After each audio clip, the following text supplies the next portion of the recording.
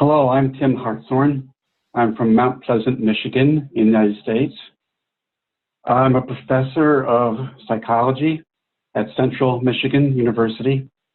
I've been here at Central for about 30 years, which is the same number of years that my son, who has Charge syndrome, has been alive. Jacob was born in 1989 and diagnosed a few months after his birth with Charge. In 1989, we did not know very much about Charge, even though it had been 10 years since it was first described in literature in 1979. But very little had come out about that. I would say the number of articles was probably under 10. So there was very little information about that. My wife and I, both school psychologists, and so we were well educated and we were interested in learning as much as we could about Charge. But there wasn't much, as I said, to learn because things weren't available. After probably a year or two after Jacob was born, I think the first issue of Charge Accounts was published by this club in St. Louis, Missouri, which was a charity that was run to help people with issues.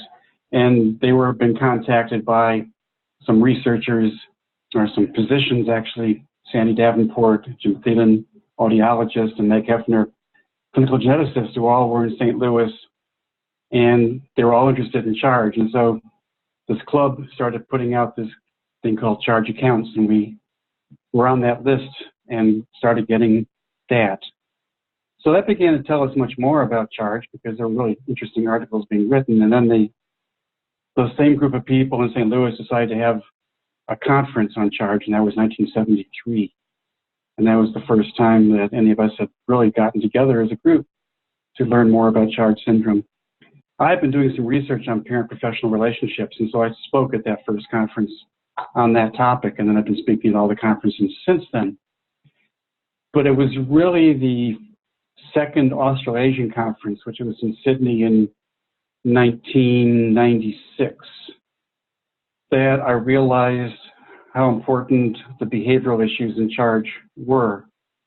I was asked to be on a panel along with my wife and George Williams from Sydney to respond to parents' questions about the behavior of their children.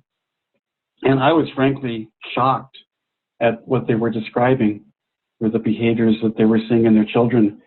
And I'm not sure I have a lot to offer them, but it certainly got me thinking. And so sometime after that, I was thinking, you know, Tim, there needs to be a psychologist to look at Charge syndrome. And I thought, well, Tim, you're a psychologist. Why don't you start looking at Charge syndrome? And so that's kind of where I kind of took off and decided to, devote all my research time to Charge. And it's been a wonderful, wonderful journey. I've loved every minute of it.